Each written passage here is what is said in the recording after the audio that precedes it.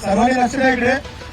आज जो डेमो झाला ग्राउंडला, तन्वी केनी तिने 47चं ग्राउंड दिलं, पण एक गोष्ट सांगायची राहून गेली आपली, तिचं मुंबई कारागृहाला सिलेक्शन झालं, वेटिंगला होती 2 मार्कांनी।